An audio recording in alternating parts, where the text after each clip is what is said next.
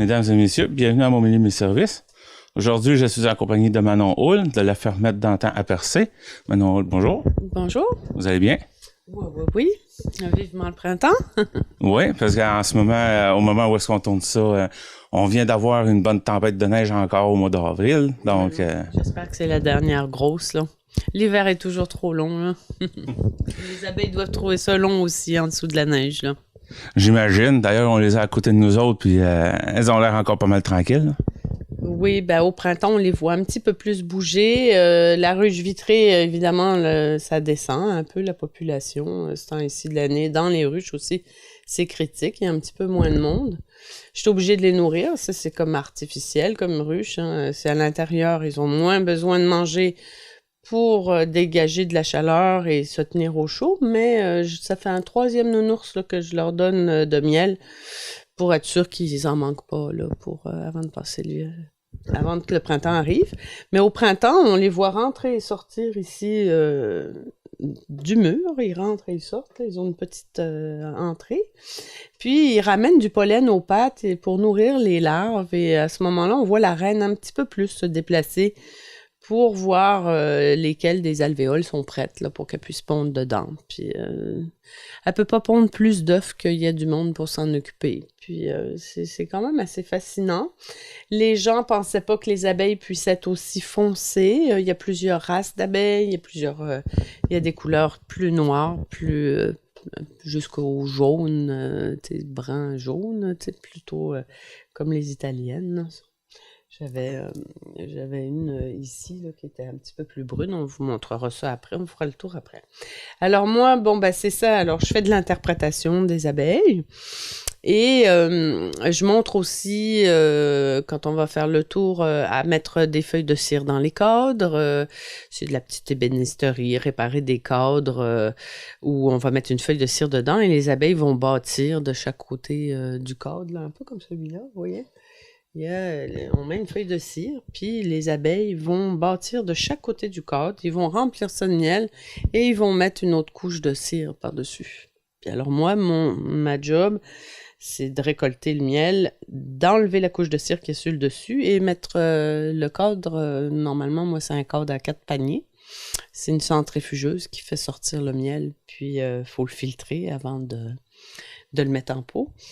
Alors, c'est tout un processus. Alors, mes services, justement, alors je vends des ruches, des bébés ruches ou des ruches qui ont passé l'hiver. Il y a 2 prix. Et puis, je fais le suivi avec vous à tous les 15 jours. Sur 1 an, 2 ans, 3 ans. Il y en a ils aiment ça, même après 6 ans. C'est le fun d'être à 2 pour travailler. Moi, je demande à la personne d'être là pour m'aider à soulever les boîtes qui deviennent de plus en plus lourdes une fois la saison commence. Et faut y aller un petit peu plus souvent à l'automne parce que au moment du nourrissage. Mais à travers l'été, là, c'est ça. À partir du mois de mai, à tous les 15 jours. Avant, j'y allais à tous les 10 jours. Mais c'était un petit peu trop. Ça les dérange trop. Tu sais, ça leur prend du temps là, avant de... Les abeilles, ça les dérange trop. Oui, c'est ça. Fait qu'aux 15 jours... En fait qu'on est obligé aux 15 jours parce que une ruche, c'est capable de se refaire une reine en dedans de 15 jours. Fait que si tu dépasses ça, tu peux arriver puis il y a une autre reine dans ta ruche puis t'as rien vu. C'est pour ça le 15 jours. Et puis, depuis 2006, j'ai jamais vu du miel fin juin. On ne sait pas si on va avoir un printemps plus hâtif cette année. Mais avec les changements climatiques, on dirait que l'automne s'étire un petit peu plus vers fin octobre. Mais le printemps, on n'a pas de miel avant fin juillet maintenant. C'est comme commun là, depuis 10 ans. Là. Et donc, c'est un mois de retard sur le tourisme, c'est dommage, là, mais on n'a pas de miel à offrir fin juin, c'est très, très rare.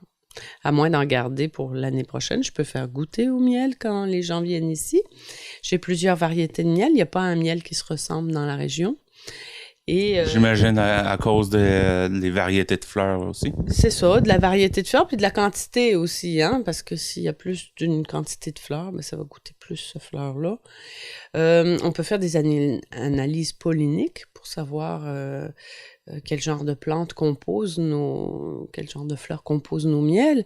Mais des fois, il y a des fleurs qui donnent juste du nectar, mais ils donnent pas de pollen. Fait que c'est pas complètement juste là, comme lecture. Et puis sinon, ben c'est ça. Fait que moi j'ai des ruches là, de Percé aller jusqu'au parc Forion. C'est pas mal mon territoire. Si vous êtes situé plutôt vers Chandler, je vais vous référer à une autre apicultrice de la région. Puis parce qu'on veut pas comme croiser nos territoires pour éviter les maladies, se tenir quand même à distance autant que possible. C'est pas toujours possible, mais autant que possible. Et puis, fait que donc je fais le suivi comme ça. La première année, bon, le prix est tout inclus, prof inclus, matériel inclus, votre ruche. Et l'année d'après, ben un petit quelque chose à tous les 15 jours. Je peux pas parler en argent de montant. C'est à vous de m'appeler. Hein. Je peux donner mon numéro 418-782-2348 pour savoir les prix. Et j'en ai pas beaucoup non plus là. J'en ai pas tant que ça à vendre. Là. Dans le pire des cas, on peut aller voir John de Forêt à Maria aussi.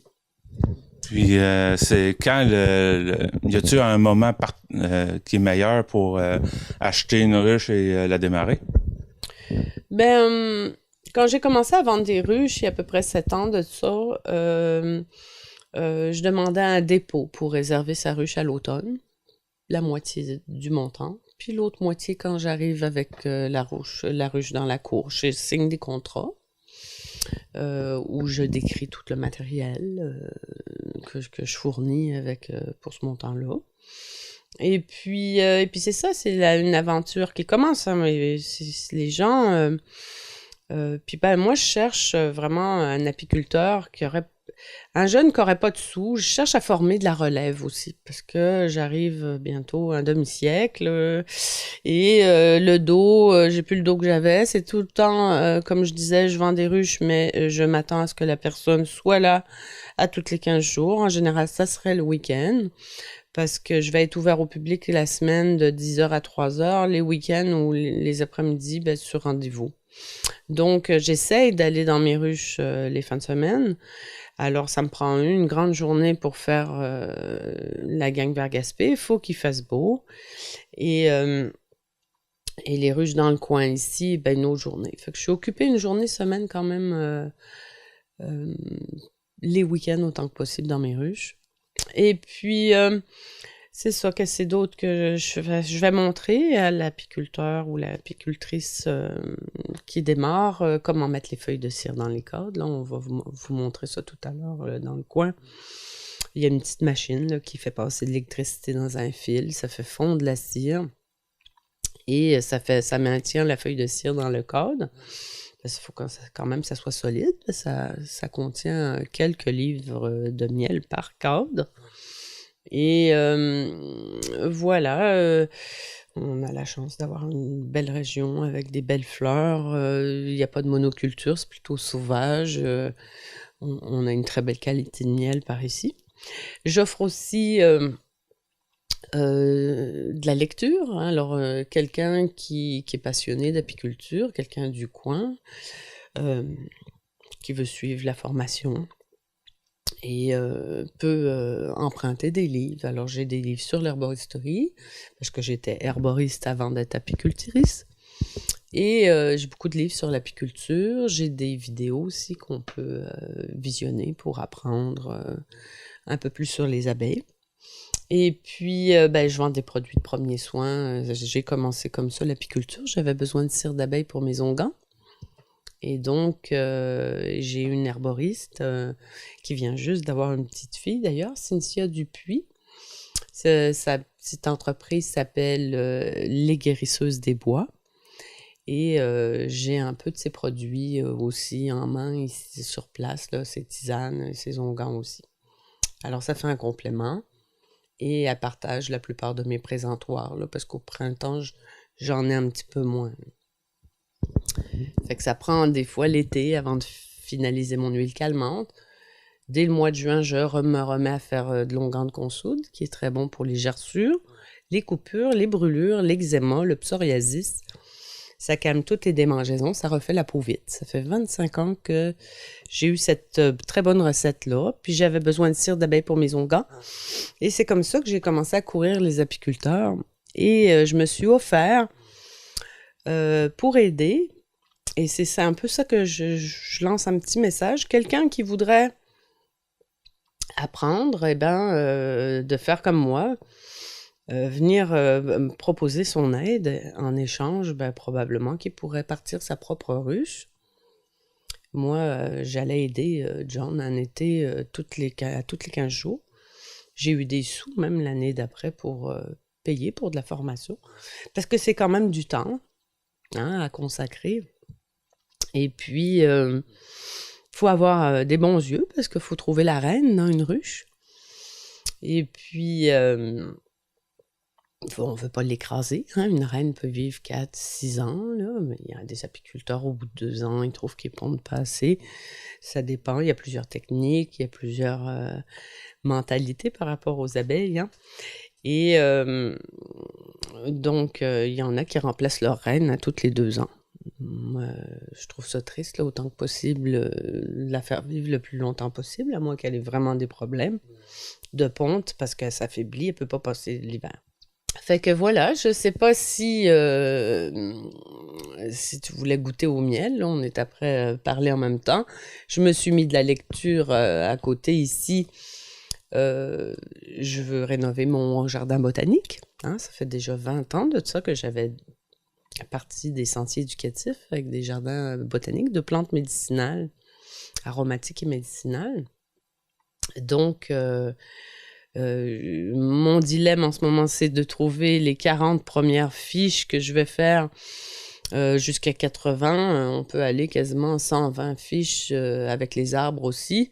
Ça, c'est pour les plantes sauvages, médicinales ou cultivées, là, les plantes aromatiques cultivées comme les labiers, la menthe, la mélisse, le thym. Il y a des choses qui poussent naturellement, il y a des choses qu'on cultive, il y en a qui sont annuelles. Je vais recevoir bientôt un très beau livre qui vient de sortir, Des fleurs dans votre assiette, de Nathalie Baudin. Et bref, alors l'été, je fais visiter ma sœur, je fais visiter le terrain, évidemment. J'aime avoir des poules pour les poussins, alors les gens peuvent, les petits et les moins grands, peuvent avoir un petit poussin dans leurs mains pour le fun. Moi, c'est aussi pour avoir des œufs, mais j'en fais l'élevage, là, j'aime ça, les croiser mes poules, là, en général, c'est des bandées, mais c'est des poules pondeuses, des poules chinoises, j'ai même eu des canards cet hiver. C'est de l'ouvrage. Donc, le monde peut venir voir ça pendant l'été? Oui, la visite ici est gratuite. Évidemment, moi, ça me fait un bel écran pour vendre mes produits. Et je fais le tour du terrain quand les gens ont besoin, manifestent le besoin. Je suis là, comme je vous dis, il va y avoir des horaires, là, de 10h à 3h, juillet, août, sinon sur rendez-vous. Puis il y a beaucoup de rénaux ce printemps, donc je me donne mai-juin, là, parce que je vais avoir des travaux sur ma maison en même temps. Les jardins, il y a beaucoup de travail, il y a de la serre aussi, je démarre des semis. Le temps de tout mettre ça en place, là, je vais avoir de quoi m'occuper ce printemps. Et puis, ça fait 20 ans que je suis ouvert au public. Ça a toujours été... c'est de l'agrotourisme. Moi, mes sentiers éducatifs, ils datent de 97. Ça fait déjà 20 ans, ça me rajeunit pas. Mais, fait que sur les fiches de plantes, là... essayer de faire un résumé sur des coroplaces, là, Euh, et puis après ça, d'ici à l'automne, je veux me rajouter une quarantaine de fiches de plantes comestibles aussi dans les jardins. Mais avant, je faisais du maraîcher, mais je fais juste pour mes besoins. Je vais vendre des plantes en pot, là, selon ce que j'ai en trop, là. Et puis, je fais des beaux bouquets de fleurs, mais il faut garder des fleurs pour les abeilles. Fait que, il va y avoir des fleurs comestibles, mais tu sais, je guide un petit peu les gens vers des compagnies de semences ou des places où ramasser. Ou, tu sais, parce que les abeilles, ils peuvent aller jusqu'à 3 kilomètres autour de la place ici pour aller chercher à manger. En général, ils restent le plus proche possible, hein, fait qu'on veut pas tout cueillir non plus, là. Si on veut du miel, on veut pas tout cueillir les fleurs, là. Fait que voilà pas mal le tour, là. Comme je vous dis, quand vous venez faire votre tour, je peux expliquer, je réponds aux questions, je parle j'explique qu'est-ce qu'ils font les abeilles. Cet été, ça va bouger plus la ruche intérieure. C'est tellement beau au printemps, là.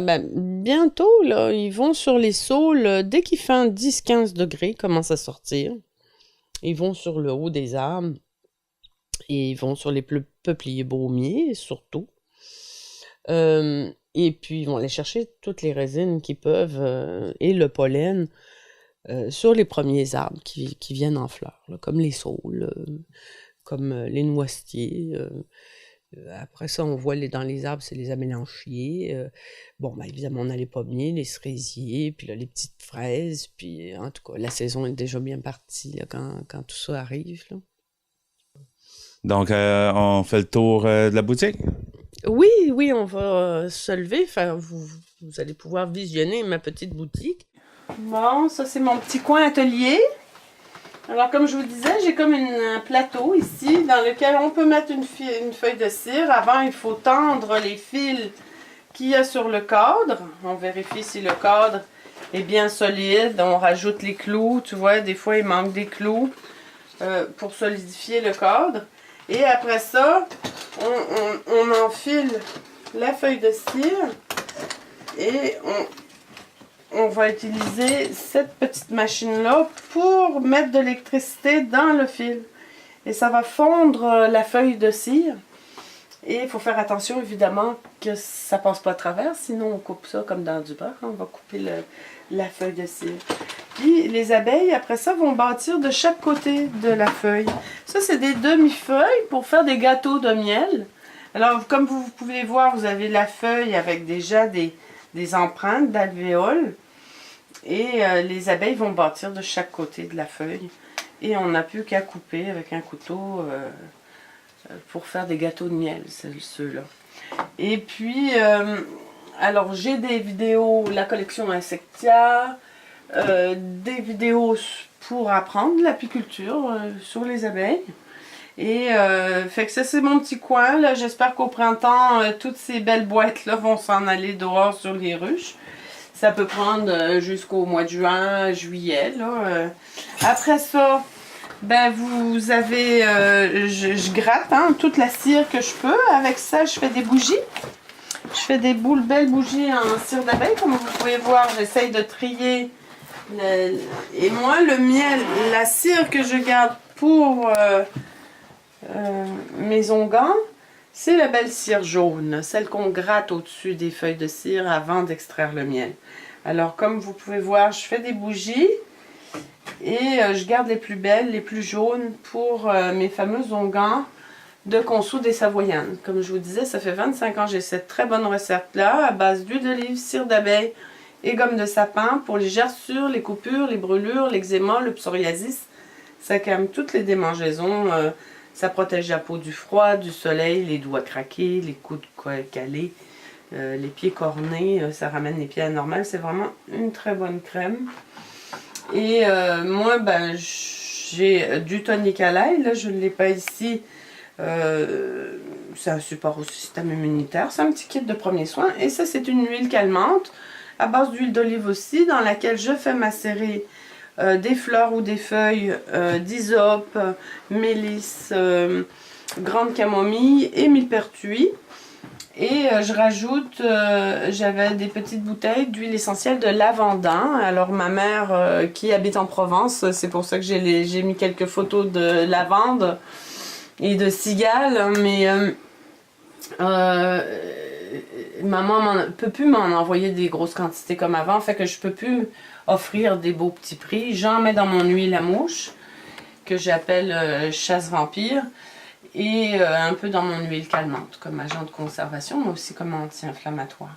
Et que dans mon huile à mouche, ben, ça éloigne les insectes, l'huile essentielle de lavandin. Et puis je mets du géranium aussi. L'huile essentielle de lavandin et géranium dans mon huile à mouche. Et puis voilà, pour continuer, ben, j'ai plusieurs variétés de miel que je fais goûter. Il y a même des bougies qui flottent. Celle-là, elle flotte. Et je fais de l'interprétation aussi, ça peut arriver dans des classes. Alors j'aime bien emmener... il faudrait bien que je le gratte la cire dessus, c'est ça. On voit les œufs que la reine pond se tiennent debout au fond de l'alvéole. Il faut avoir des bons yeux. Après ça, ça devient une petite larve. Et on voit les différents stades de l'abeille jusqu'à la reine. Et vous avez ici les produits et les tisanes à Cynthia Dupuis, là, les guérisseuses des bois. J'ai toutes sortes de magazines pour commander des semences. J'offre des listes de plantes qui sont bonnes pour les pollinisateurs. Je distribue le magazine de Gaspésie Gourmand, je vais m'y retrouver cette année. Je suis dans le circuit des artistes et artisans du terroir. Et ben, ça va faire, comme je vous dis, on voit ici mon affiche qui est super due, va ressembler à ça là, ce printemps. C'est du miel de la péninsule de Gaspé, de Percé à aller jusqu'au parc Forion. Et fait que j'ai une belle collection d'insectes du monde entier sous le thème des pollinisateurs. Stéphane Tyran, qui est de l'Insectarium de Montréal, qui a fait aussi la collection pour le bioparc à Bonaventure. Fait qu'on voit les papillons, les coléoptères et les hyménoptères. Là, les hyménoptères, ça c'est la famille des hyménoptères. Hein, vous avez les fourmis, les guêpes, les mégachilles, les bourdons. Moi-même, à l'époque, Andrénée, Dalectide, on pensait même pas que ça existe. Et puis, il y a tellement de variétés d'abeilles, de bourdons, en tout cas, qui pollinisent. Il y a beaucoup de pollinisateurs. Alors, on va voir les autres boîtes après. J'ai aussi des antiquités apicoles. Et c'est trois frères Othon à Grande-Rivière dans les années 80. Ils faisaient leur miel crémeux là-dedans. Alors, ce serait plus acceptable par le MAPAC, mais ils faisaient le meilleur miel crémeux, il paraît qu'il n'y avait pas. C'est John Alfred Othon qui avait fait, il y a un petit moteur qui va là-dessus évidemment, pour brasser le miel tout doucement. Alors, il faut mettre du miel crémeux dans du miel clair et petit à petit, en brassant, ça devient du miel crémeux. Et ben, j'ai mis quelques, pour s'amuser, là, parce que j'ai mis quelques, ça n'a pas forcément rapport, là, on voit des pinces et des pics de homard. J'ai fait quelques saisons là. Vous avez un autre antiquité apicole. C'est un extracteur à miel juste avec 2 cordes. Fait qu'on est obligé de prendre le corde et de le renverser par exemple. Fait que ça pourrait plus servir, mais c'est pour montrer aux enfants le principe de la centrifugation. Vous avez les bourdons du Québec. Comme on peut voir, il y a plusieurs formes. Les bourdons font leur nid dans la terre. Et c'est pour ça que les pollinisateurs, d'ailleurs, passent un mauvais quart d'heure, parce qu'il y a plus d'eau maintenant avec les changements climatiques. Et donc, ils se retrouvent noyés dans la terre. Et ça, c'est des guêpes, une collection de guêpes du monde entier. Alors, on n'aimera pas ça marcher là-dessus, ils sont énormes. Et vous avez, bon, l'abeille, le bourdon et la reine, qui est un petit peu petite, là, parce qu'elle est séchée. Et vous avez une dernière boîte, j'en ai 5 en tout. Et ben une très belle collection, là. Une mygale, on pense que les mygales n'ont pas de prédateurs, mais oui, la guêpe Pepsis d'Amérique du Sud pond ses œufs dans la mygale. Et fait que c'est sûr que je peux pas me promener de classe en classe, j'ai déjà essayé, mais c'est précieux, hein, c'est fragile. Fait que je vous invite à venir voir cette belle collection sur place. Et j'ai encore, comme je vous dis, je fais un appel pour de la relève, quelqu'un qui veut, tu sais, j'ai pensé former une coop pour avoir de la relève. Et de l'aide surtout, parce que c'est plate toute seule et c'est très lourd toute seule. Et voilà. Fait que, puis c'est un métier passionnant. C'est sûr que faut, on aime ou on n'aime pas. Hein. Moi, c'est devenu ma passion. Au début, c'est un tout. Hein. C'est le seul insecte qui produit autant de miel pour les besoins des humains. Hein. Puis c'est un miel, le miel contient plein de vitamine B et c'est très bon pour le cerveau, hein, de vitamines, des minéraux aussi. Alors je pense qu'on a fait pas mal le tour de ce qu'il y avait ici. Là, les gens qui veulent venir, ils peuvent m'appeler au 418-782-2348. Là, c'est pas mal un gros plan, là. Merci de m'avoir reçu. Ouais. C'est moi qui te remercie. Puis, c'est ça. Puis au printemps, ben, on peut faire le tour. Et puis, j'ai encore plus à vous offrir, là. Mais même l'hiver, vous avez juste à appeler, emmener les matantes, les enfants. Et puis, ça fait une sortie. Puis vous pouvez vous renseigner, puis emprunter des livres. Puis je prends votre nom. Fait que je vous remercie beaucoup.